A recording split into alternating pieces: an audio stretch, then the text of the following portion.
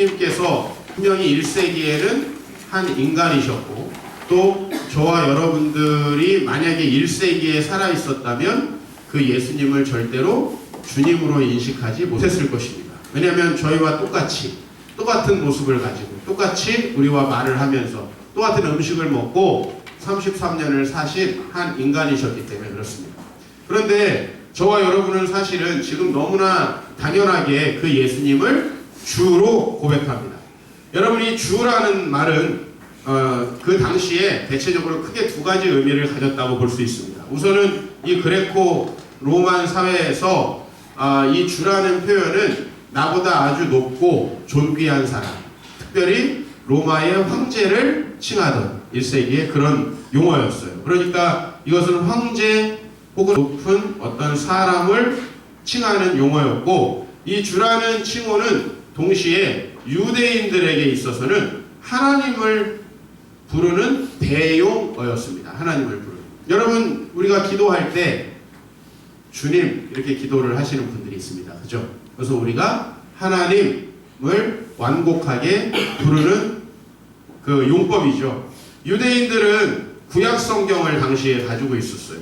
근데 이 구약 성경을 이 그레코 로만 사회에 흩어져 있는 이 유대인들이 읽을 수가 없게 되었어요. 왜? 본인들의 공용어가 헬라어였기 때문에 그래요. 그래서 이 구약 성경을 번역을 했어야 했는데, 이 구약 성경에는 하나님을 가리키는 여호와, 혹 여러분이 다른 책들을 읽어보면 야훼라고도 이렇게 호칭이 나와 있는데, 이 이름을 유대인들은 발음하지 않았습니다.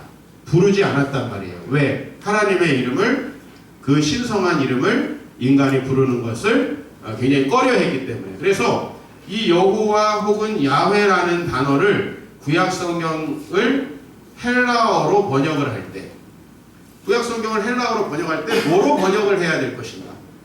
굉장히 중요하죠. 구약 성경에 1600번 이상 나오는 이 용어를 뭘로 번역할 것인가? 그래서 택한 용어가 뭐예요? 이 주라는 용어입니다. 주. 실제로 유대인들도 하나님을 야훼 혹은 여호와 이렇게 부르지 않고, 그 발음이 정확히 어떤 것이었는지 우리는 잘 모릅니다만은 그 하나님을 주라는 뜻의 히브리어 아도나이를 사용해서 불렀어요. 그렇다면 여러분, 만약에 어떤 인간에게 누군가가 주님이라는 호칭을 썼을 때 헬라 사람들에게는 그게 어떻게 인식됩니까? 아, 저 사람 되게 높은 사람이구나, 혹은 황제와 같은 사람이구나, 이렇게 인식이 되겠죠. 그러나 유대인들에게 만약에 어떤 사람을 주라고 호칭한다면 신성모독이 됩니다. 만약에 여러분, 저를 여러분들이 존경하지 않지만 일부 존경하는 나머지 저를 만약에 아주 높은 분 이렇게 하는 건 괜찮아요. 이건 신성모독까지는 아니야. 근데 저를 만약에 주님이라고 불렀다, 이건 우리가 이제 뭐가 되는 거예요? 우리가 신천지가 되는 거예요. 여기서부터는 우리가 이단이 되는 거예요. 절대로 어떤 인간을 그렇게 높일 수가 없어요. 그래서 항상 교회에서 참 어려운 문제가 뭐예요? 이 앞에 나서서 말씀을 전하는 목회자라든지, 찬양을 인도하는 사람이라든지, 교회의 장로라든지, 교회의 유력한 사람들이 자꾸만 하나님의 영광을 가로챌까봐 우리는 두려워하잖아요. 그래서 사실은 어떻게 하면 하나님의 영광을 가로채지 않을까? 그런데 여러분, 1세기 유대인들은, 특별히 1세기의 유대인으로서 기독교인, 1세기 유대 기독교인들은 처음에 하나님만을 뭐라고 불렀어요? 하나님만을 주로 불렀어요. 그런데 어느 시점부터 모르지만 누구를 주로 부르기 시작했어요? 예수님을 주로 부르기 시작했어요. 우리와 같이 살아있었던 이 세상에 육체를 가지고 오셨던 그분을 어느 날부터인가 주로 고백하기 시작했다는 거예요. 이 말은 뭐냐면 그 주가 신이라는 거예요. 그 예수님이 하나님이라는 얘기예요. 그래서 오늘 우리 제목이 뭐예요? 하나님으로 고백된 예수. 어떻게 예수님은 하나님으로 고백되었는가? 그리고 어떻게 이것이 신성모독으로 여겨지지 않을 수 있었는가? 그리고 더 신기한 건, 여러분 보십시오. 어떤 부족에서, 아주 일개의 이단 집단에서 교주를 신성시하거나 누군가를 신격화하는 일들이 지금까지 있었어요. 그렇죠? 많이 있었어요. 그리고 심지어는 중국에 가면 삼국지의 그 유명한 영웅 관우를 싱성시해가지고 관우를 섬기는 사당도 중국에 많이 있어요. 그런데 그런 신앙이 절대로 보편적으로 많은 사람들의 인정을 받을 수가 없습니다. 그죠? 아니 일부가 관우에게 기도를 한대요. 중국 사람들이. 그래서 그 관우가 그 용맹스러움으로 자기를 구원해달라고 기도를 한대요. 그러나 그거는 중국의 아주 일부 삼국지에 미친 사람을 얘기하지 누가 그것을 보편적인 신앙으로 받아들입니까? 그런데 그레코 로만 사회에서 유대인들은 아주 작은 소수 민족에 불과했는데 그 유대인들이 예수를 주로 하나님으로 고백하기 시작했고 결국은 그 신앙이 지금 온 세상의 수많은 사람들에게 받아들여졌어요. 그리고 오늘 저와 여러분들은 그 예수님을 주님이라고 부르는 것을 별로 거리끼지 않을 뿐더러 우린 너무나 당연하게 예수님을 삼위일체 하나님으로 여러분 성령님을 주님이라고 부르는 건 별로 어렵지 않아요. 맞죠? 왜? 여러분 본 적이 없으니까. 중동에 오신 예수님 어때요? 보통 이렇게 머리가 약간 퍼머해가지고 조금 길게 얼굴은 굉장히 인자한 얼굴에 그죠? 색깔도 좀 우리랑 다르고 그런 분을 예수님이라고 받아들이는 거는 그래도 좀 쉬워. 우리처럼 생겼는데 아니 근데 그분을 하나님으로 우리가 고백한다. 이게 여러분 쉽게 일어날 수 있는 일입니까? 그러면 우리가 그런 상상을 한번 해볼 수 있어요. 1세기 사람들은 전부 다 원시인이고 아주 무식한 사람들이었고 누군가가 믿으라 그러면 그냥 믿는 사람들이었다. 과연 그렇습니까? 여러분 정말 그 서양의 문학 기원전 7세기 8세기의 문학을 보면 지금 소설들보다 훨씬 더 위대한 문학이 많습니다. 여러분 그때 당시에 로마의 정치를 보면 나는 우리나라 대통령이 좀 읽고 배웠으면 하는 정치도 많아요. 로마 황제들에게. 여러분 그때 사람들이 절대로 무식하거나 누군가가 신이라 그러면 그걸 나무자구리로 받아들이는 그런 어리석은 사람들이 아니었다는 겁니다. 그럼에도 불구하고 일개 소수민족의 목수의 아들이었던 예수가 하나님으로 인식되는 놀라운 일이 1세기 중반에 있었고 그리고 그 예수님이 지금 우리에게 우리의 인생을 구원하는 구원자시오 하나님과 동일한 창조주요 우리의 통치자요 우리는 그리고 나중에 누가 오실 것을 믿습니까? 예수님이 다시 오셔서 우리를 심판하실 걸 믿습니다. 그래서 여러분 적어도 마구잡이로 살다가도 어느 진지한 때가 여러분에게 오면 아 주님이 오셨을 때 나는 어떻게 평가받을까 어쩌다 한 번씩 생각을 하잖아요. 그죠? 우리가 어떻게 예수님을 그렇게 높이게 되었는가 우리는 그 과정을 좀 살펴보려고 합니다. 성경 말씀에서 우리 요한복음 20장의 이 도마의 고백을 한번 살펴보시기 바랍니다. 도마가 믿을 수가 없었어요. 뭐를? 예수의 부활을. 그렇죠? 도마만 그런 게 아니라 사실 예수님의 부활을 처음에 맞닥뜨린 제자들은 누가 예수님의 시체를 훔쳐왔는가 이렇게 생각을 했지 아이고 예수님이 우리한테 말씀하신 대로 살아나셨네? 그렇게 생각하지 않았습니다. 예수님의 무덤을 처음 봤던 여인들도 어떡하지? 예수님의 시체가 어디 간 거야 도대체 하면서 두려워했습니다. 그런데 그 예수님을 도마가 만져보고 이렇게 이야기합니다. 그분은 누구세요? 나의 주님이시고 나의 하나님이십니다. 여러분 이것은 만약에 예수님이 하나님이 아니라면 신성모독 중에 신성모독이에요. 유대인들에게 도저히 받아들여질 수 없는 것입니다. 게다가 여러분 헬라 사회에서 누군가를 주님이라고 이야기한다면 그것은 로마 황제를 도전하는 인물이라고 여겨질 가능성이 많습니다. 그러한 고백들을 어떻게 이렇게 대놓고 기록까지 할 수 있었을까에 대해서 우리는 굉장히 궁금증을 가져볼 만하다라는 겁니다. 예수에 대해서 우리 다양한 고백들이 있었다는 것을 좀 이미 기억해야 될 것 같습니다. 먼저 예수님이 누가복음을 통해 보면 예수님이 태어날 때 마리아에게 수태고지를 합니다. 너가 임신을 했고 너가 낳을 자녀는 이렇다. 그 고백이 이렇습니다. 너가 잉태하여 아들을 낳을 것이고 그 이름을 예수라 하라. 그가 큰 자가 되고 지극히 높으신 이의 아들이라 일컬어질 것이고 그가 그 조상 다윗의 왕위를 하나님께서 주실 것이고 그리고 영원 무궁이 야곱의 집을 다스려서 그 나라가 무궁할 것이다 라고 되어 있어요. 즉 예수님이 어떤 메시아로서 이 세상에 오셔서 구원을 베풀 거라는 이야기가 나와 있습니다. 그러나 여러분 예수님이 30살 때까지 목수의 아들로 나사렛에서 지내면서 아무 일이 없었어요. 그렇죠? 이때 태어날 때 누가복음에 말하면은 목자들이 찬양을 했고, 마태복음의 기록에 보면 동방박사 세 사람이 예수님 경배했죠? 그렇죠? 그 사람들이 30년이 지났어요. 아마 이렇게 얘기했을 것 같아요. 아, 우리가 그때 뭐 아기 예수가 태어나서 대단한 일이 있을 줄 알았는데 아닌가 보다. 아닌가 보다. 왜요? 30년 동안 아무 일이 없어요. 그죠? 30년 동안 그분은 뭐하고 계시는 거야 도대체? 들어보니까 뭐하고 있어? 태폐질하고 있어. 맞죠? 저 유대인들은요, 어렸을 때 철저히 기술을 하나씩 배웠습니다. 예수님도 그에 따라서 분명히 아버지의 직업이었던 목수일에 익숙하게 일을 하셨을 것이 분명해요. 그렇다면 아니 메시아로서 너무 맞지 않는 것이죠. 자, 그런데 하나 누가복음이 독특한 사건을 기록하고 있어요. 그건 뭐냐면 예수님께서 12살쯤 됐을 때 예루살렘에 가셨는데, 예루살렘의 친척들이 다 같이 명절을 세러 갔다가 거기서 명절을 세고 돌아오는 길에 보니까 예수님이 안 계신 거죠. 그죠? 여러분, 많은 사람들은 가끔 한 번씩 빠뜨리잖아요. 저도 우리 재현이 저쪽 방에다 놓고 가다가 다시 와서 데려간 적이 있어요. 재현이 어릴 때 자고 있는 거 지민이만 태우고 가다가, 근데 여기에 예수님이 12살 먹은 그 예수님이 예루살렘에 그냥 있었어요. 그래서 엄마 아빠가 와서 너 왜 여기 있니? 우리랑 같이 가야지. 그랬더니 예수님이 왜 나를 놓고 가셨어요? 그러지 않고 뭐라 그러셨어요? 어찌하여 나를 찾으셨습니까? 내가 내 아버지의 집에 있어야 될 줄을 알지 못하셨습니까? 라고 하면서 하나님과의 독특한 자기인식, 그죠? 하나님은 나의 아버지시다 라는 그런 독특한 자기인식을 가지고 계셨다고 해요.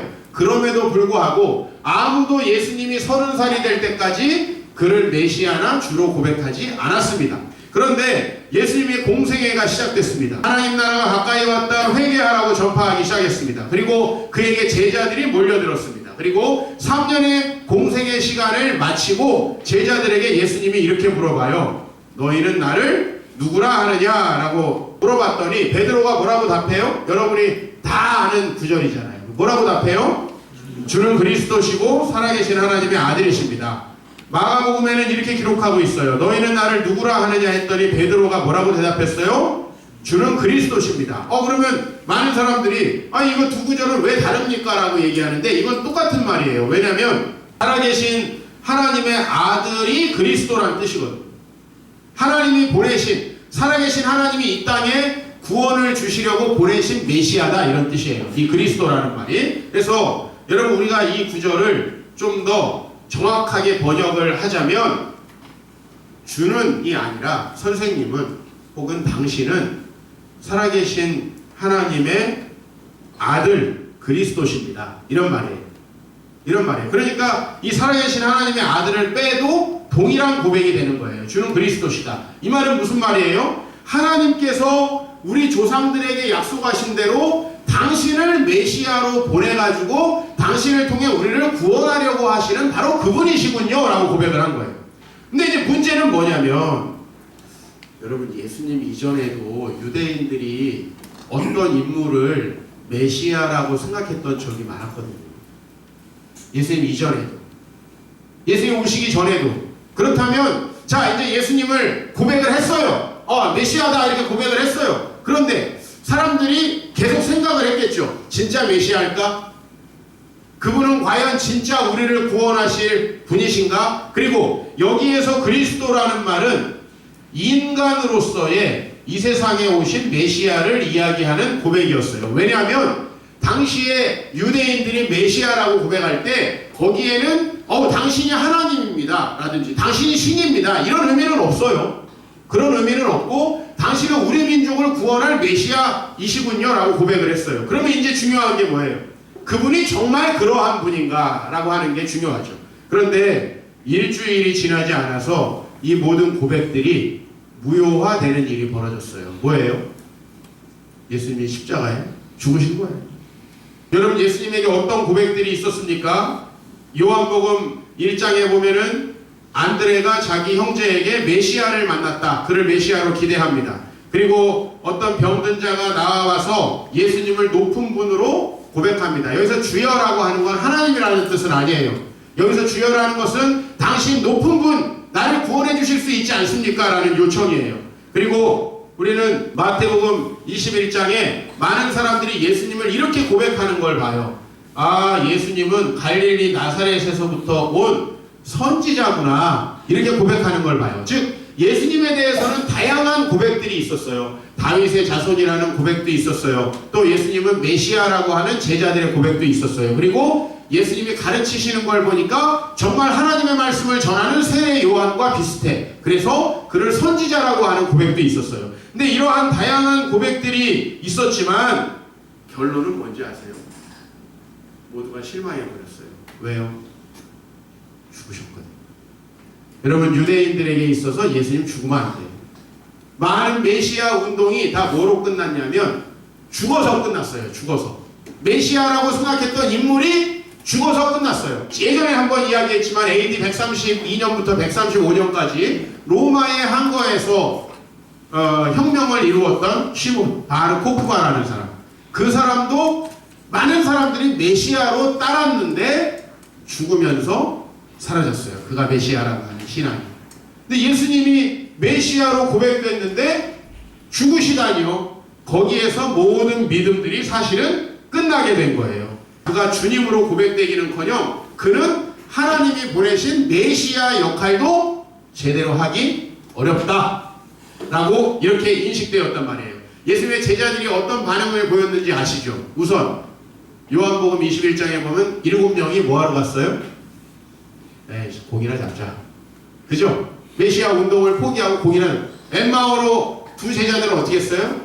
야, 그때 참 예수님 괜찮은데 죽으셔가지고 말이야 하면서 쓸쓸하게, 야, 우리 괜히 3년 투자했다 라고 하면서 쓸쓸하게 돌아가는 거예요. 그죠? 여러분들도 솔직히 얘기해서, 아니 일개 목사가 문제를 일으켜도, 야, 내가 이종필 목사님 밑에서 괜히 10년 동안 있었네, 이런 얘기 하겠습니까? 안 하겠습니까? 제가 문제를 일으키면.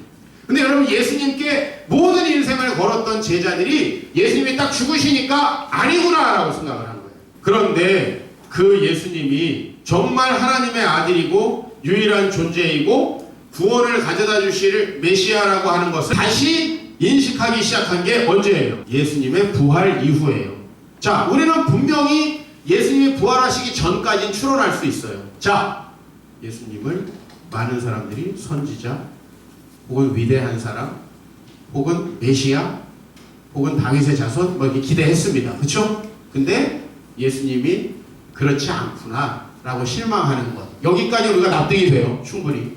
그런데 이상하게 어느 날부턴가 그 예수님을 하나님으로 고백하는 예배가 드려지기 시작했어요. 오늘 고린도전서 16장 22절이 바로 그 본문이에요. 여러분, 오늘 이 고린도전서는 신약입니다. 신약은 어떤 언어로 쓰여졌습니까? 헬라어로 쓰여졌습니다.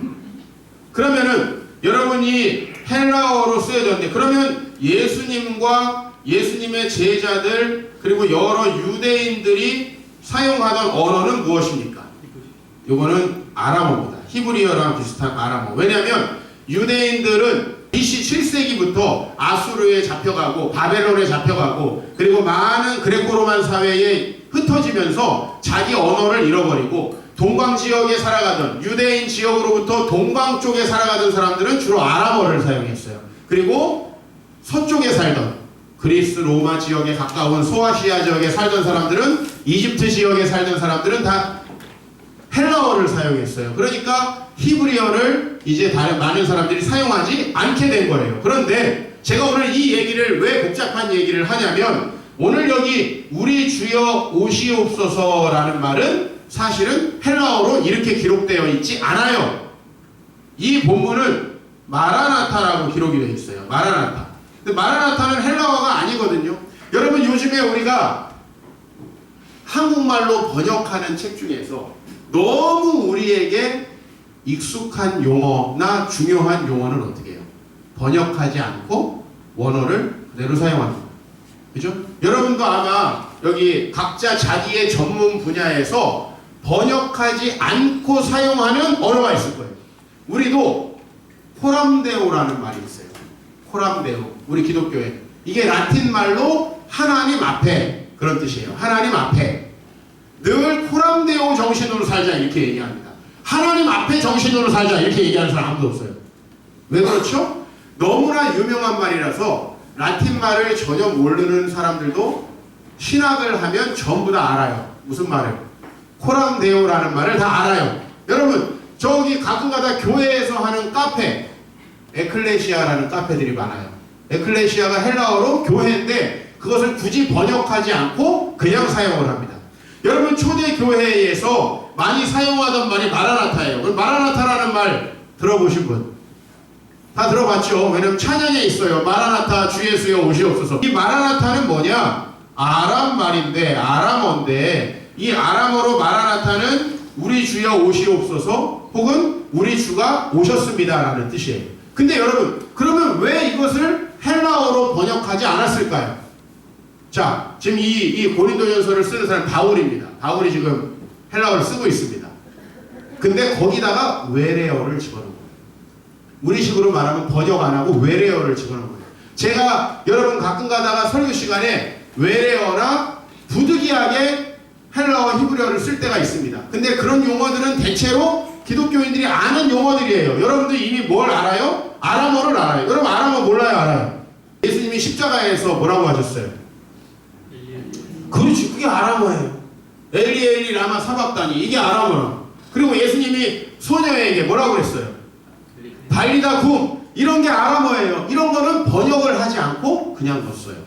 자, 그리고 아까 전에 제가 보여드렸죠. 이 구절, 우리가 메시아를 만났다 하고 요한이 가로한 다음에 메시아를 그리스도라고 번역했어요. 그럼 메시아는 헬라어가 아니구나 이렇게 알겠죠 여러분들? 왜냐하면 메시아가 헬라어라면 왜 또 가로를 열고 헬라어 독자들에게 번역을 합니까?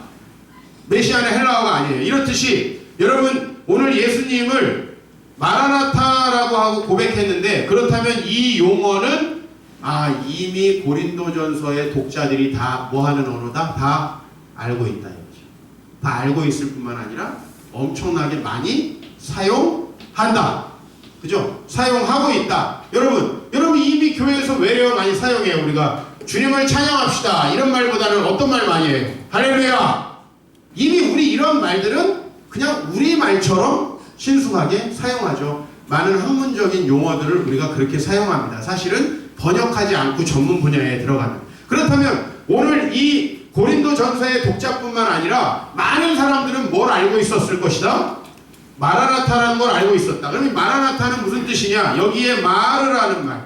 마르라는 말이 주라는 뜻이에요. 주. 예수님을 주라고 얘기했고 이 주는 누구를 뜻한다? 하나님을 뜻한다. 이미 예수님을 예배하고 있던 많은 사람들이 하나님을 예배하고 예수님을 예배하고 우리가 보이지 않는 성령님을 하나님으로 고백하는 건 쉽지만 여러분 아니 솔직히 얘기해서 우리 옆 동네에 살던 애들이 이렇게 훌륭한 사람 되면 인정하기 싫잖아요. 그죠? 옛날에 또랑치고 같이 가재였던 사람이 목사님이 됐다. 여러분 그 교회에 좀 다니기 쉽지 않잖아요. 그래서 우리가 가족 전도하기가 엄청 어렵잖아요. 야, 네가 누굴 전도해? 네가 어떻게 살아남고? 그렇죠? 여러분 근데 그 예수님 유대인들 중에 함께 있었고 수많은 사람들이 그와 함께 밥 먹었고 그를 만났었던 그 예수님을 많은 사람들이 하나님으로 고백했다는 증거가 마라나타예요. 그래서 이 마라나타라는 것을 헬라어로 응용해서 번역해 놓은 게 뭐예요? 이 말씀 여러분 많이 보셨을 거예요. 내가 진실로 속히 오리라 하시거늘 아멘 주 예수여 오시옵소서. 요한계시록 22장이에요. 그러면 하나 퀴즈를 낼게요. 요한계시록 22장 그 다음에 고린도전서 16장 공통점이 뭔가요? 조금 더 어려운 이 두 개가 전부 다 편지의 가장 마지막 장이고 가장 끝에 있는 구절들이에요. 이게 지금 끝에 몇 구절 안 남은 구절 안에 이 내용이 들어있어요. 이건 뭐예요? 편지의 마지막을 이렇게 마무리한다는 얘기예요. 그럼 여러분 우리가 주기도문을 하나님이 어떻게 마무리하라고 가르쳐 주셨어요? 주기도문을 마지막 어떻게? 되게 나라와 권세와 영광이 아버지께. 그쵸? 이렇게 우리 말하자면 우리 예배는 어떻게 마칩니까? 우리 예배 어떻게 마쳐요? 성부, 성자, 성령의 이름으로 마무리하죠? 그렇죠? 말하자면 이 편지의 마지막에 우리 주님께서 주님이여 오시옵소서라고 하는 구절들을 집어넣었다는 건 이것이 그 당시에 많은 사람들에게서 고백되어지던 말하자면 하나의 송영과 같은 이야기다 이런 얘기예요. 이것이 말하자면 마지막 이렇게 이야기하는, 그렇죠? 마지막 이야기하는 이런 식의, 즉 우리 주 예수를 우리 주 하나님으로 고백하고 그분이 다시 오실 것을 소망하는 이 내용이야말로 당시에 이미 1세기에 아주 표준화되어 있던 이 고린도전서가요, 아무리 늦게 잡아도 AD 60년을 넘지 못해요. 역사적으로 다 고증이 된 거예요. 이미 예수님이 죽으신 후 얼마 되지 않아서 그 예수님을 하나님으로 고백하는 예배가 아주 보편적으로 모든 사람들에게 알려져 있었다는 것이죠. 여러분, 이게 우리한테는 하나도 어색하지 않지만 그 당시 사람들에게는 얼마나 어색했습니까? 사람들이 다양한 방식으로 예수를 바라봤죠. 그래서 여러분, 예수님 제일 믿기 힘들었던 사람이 누구냐면 예수님의 동생들, 가족들. 예? 어렸을 때부터 다 봤는데 아니 그가 메시아라니 그거 고백하기 힘들었어요. 그러나 예수님의 동생 야고보가 나중에 예수님 부활하신 이후에 회개하고 사도가 돼서 그가 초대교회의 순교자가 된 걸 우리는 다 역사적으로 알고 있습니다. 동생까지도 야 우리 형이었는데 그가 하나님이야. 이게 가능한가요? 같이 밥 먹고 살던 그 사람이 그렇다는 걸 우리 인정하기 굉장히 어렵지 않습니까? 많은 부부들이 그래요. 내가 남편을 칭찬하면 여자분들이 목사님 살아보세요. 이게 내가 야 너 아내 진짜 좋은 목사님 살아보십시오. 무슨 말이에요? 거기에 굉장히 많은 게 녹아 있어요. 목사님이 하루라도 같이 지내셨다면 절대 그 얘기를 하지 않았을 것입니다. 근데 사실 저도 알지만 인사치레로 하는 경우가 많아요. 그건 참고적으로 알아두세요. 네 아내가 참 좋다 이런 얘기 인사치레로 하는 경우도 많으니까 여러분 저 비평은 여러분이 하십시오.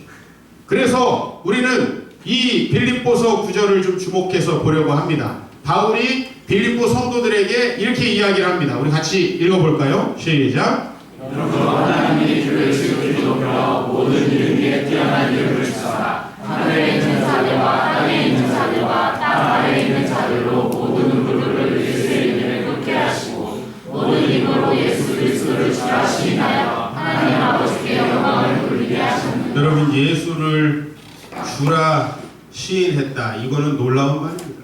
여러분, 역사적으로 이런 사건은 그 전에도 없었고 앞으로도 절대 없을 것입니다.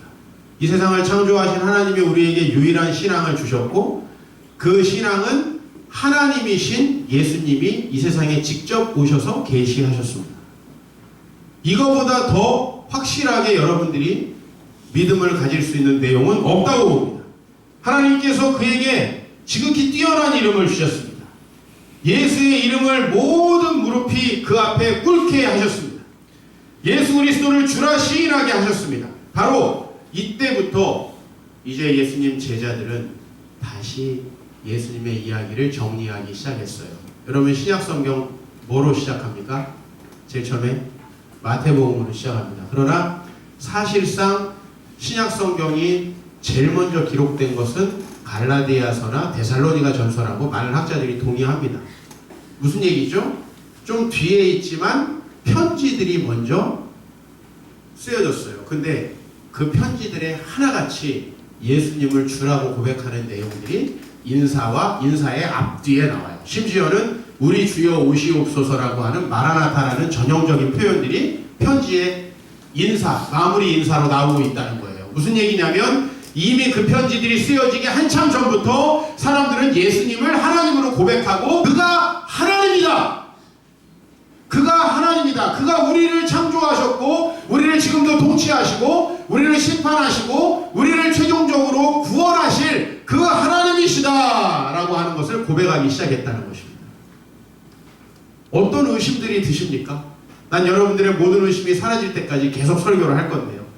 어떤 의심이 드십니까? 이것만이 참된 신앙이고 이 기독교 신앙만이 여러분을 진정으로 구원할 수 있습니다. 그래서 이제 많은 저자들이 붓을 들고 다시 예수님의 이야기를 쓰기 시작했습니다. 그게 복음서입니다. 마태, 마가, 누가복음, 요한복음. 근데 그 복음서에 이런 고백들이 있어요. 같이 한번 읽어볼까요? 시작. 예수께서 깨어 바람을 꾸짖으시며 바다로 이르시되 잠잠하라 올라가시니 바람을 치고 아주 잠잠하였으나. 여러분, 마가가 이 기록을 남길 때 이것은 어떤 의미였냐면, 우리가 처음에 예수님을 볼 때 예수님이 그냥 신비한 일을 이루시는 그런 뛰어난 사람이라고 봤는데, 지금 보니까 예수님은 누구다? 이 세상을 창조하시고 그리고 이 세상을 통치하시는 분이구나 라고 하는 고백으로 이 기사를 쓰는 거예요. 왜? 여러분, 하다가 누구의 말을 듣겠습니까? 창조자의 말을 듣죠. 지금도 통치하시는 자의 말을 듣죠. 근데 정말 유대 갈릴리 땅에 계셨던 그 예수님의 말로 그들이 그 통치를 받아들였다는 겁니다. 이 행위를 통해서 마가는 창조하고 통치하는 분은 원래 누구셨어요? 하나님이셨어요. 그런데 예수님이 그 모든 행위를 보여주셨구나. 그러므로 예수님은 하나님이시구나. 자, 그 다음 구절도 우리 한번 읽어보겠습니다. 예수께서 이르시되 딸아 내 믿음이 너를 구원하였으니 평안히 가라 내 병에서도 건강할지어다. 여러분, 가끔 가다가 마술사들도 병을 낫게 합니다. 그래서 예수님 제자들이 예수님이 죽으실 때까지는 이 사건을 정말 그분이 우리의 구원자시다라고 바라본 건 아닌 것 같아요. 그러나 예수님이 부활하셔서 정말 예수님의 이야기를 다시 되돌려 보니까 적어도 복음서들은 예수님이 죽으신 지 30년 이후에 쓰여진 책들입니다. 그 책들을 쓸 때 예수님에 대해서 그때 이 혈루증 걸린 여인을 고친 사건은 지금도 하나님께서 우리를 구원하시는 분이구나. 예수님이 이 구원자는 원래 누구가 우리를 구원한다고 생각했어요? 하나님이. 그런데 그 하나님과 똑같은 행위, 그 구원의 행위를 하시는 분이 예수님인 걸 보니 예수님이 우리의 구원자시다. 그리고 사도행전 1장 11절에 보니까 이 천사가 갈릴리 사람들에게 하늘로 승천하는 예수님을 보는 사람들에게 뭐라고 얘기하냐면 하늘로 올려지시니 예수가 하늘로 가심을 본 그대로 오신다라고 이야기를 했습니다. 하늘로 가심을 본 그대로 다시 오셔서 뭐 하신다는 얘기예요? 심판을 하신다. 가끔 부모님을 잃거나 형제 자매를 잃는 분들이 장례를 마치고 저에게 하는 얘기가 있어요. 그건 뭐냐면 죽으실 때 보니까 재산이고 다른 게 중요한 게 아니고 이제 하나님이 자신을 심판대 앞에 가게 되는데 어떻게 살았느냐만 중요하더라는 거예요. 그분이 과연 하나님 앞에 갈 수 있을까요? 이게 정말 중요한 문제예요. 왜? 최종적으로 여러분을 평가하는 건 그분이니까. 여러분이 어느 회사에 들어간다고 했을 때 그 회사의 뭐 면접 시험은 뭔지, 그 사장이 좋아하는 인재 스타일은 뭔지 다 연구하시죠? 근데 여러분, 예수 믿고 영원히 우리를 심판하실 그분 앞에 가고자 하시는 여러분들이 이 교회를 종교 행사로 참석하고 이 교회를 통해서 전파되는 말씀을 통해서 하나님이 무엇을 중요하게 여기는지 생각하지 않는 것 정말 애석한 일이에요. 오늘 여러분들이 저는 종교 행사가 아니길 바랍니다. 저는 종교 행사라는 말이 정말 좋은 말이다. 왜냐하면 저는 종교 행사라는 말을 어디서 처음 들었을까요? 군대에서 처음 들었습니다. 제가 125중대 춘천에 입영해가지고 이틀이 지나니까 종교행사 갈 사람 손 들으라고 하더라고요. 네? 종교행사 갈 사람. 근데 그때 많은 이들이 신앙을 위해서가 아니라 병장들을 피하기 위해서, 그 고통들을 피하기 위해서, 그리고 한량없는 축복인 축구파이, 요즘에 롯데리아로 바뀌었습니까? 성가대 하면 또 하나 더 줘요. 그래서 성가대에 가서 찬양을 하는 걸 봤습니다. 이야말로 종교 행사구나. 정말 진실로 예배하러 가는 사람들과 종교 행사 가는 사람의 차이가 뭐냐? 우선 예배 시간에 잔다 안 잔다 이걸 보면 알아요. 종교 행사를 간 사람들은 잡니다. 잘 뿐만 아니라 자려고 굉장히 노력까지 합니다. 그러나 정말 예배하러 간 사람들은 눈이 살아 있습니다. 때로는 주의 말씀을 듣고 눈물도 흘려요. 물론 굉장히 소수예요. 여러분, 오늘 종교 행사를 하면 안 돼요. 이 세상에 하나님의 모든 권세를 가지고 오신 하나님의 형상 그 예수 그리스도께서 여러분을 창조하셔서 이 세상에 보내신 거예요.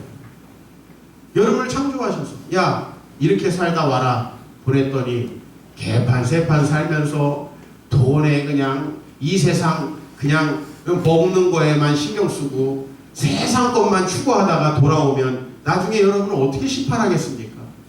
저는 여러분들이 정말 심판자를 믿는 신앙인지, 그 예수가 정말 여러분의 창조자요 여러분의 삶의 목적을 주어서 여러분을 이 땅에 보내신 분인지 믿는지, 그것을 믿고 여러분들이 종교 행사가 아닌 오늘 정말 예배에 참석하셨는지 묻고 싶습니다.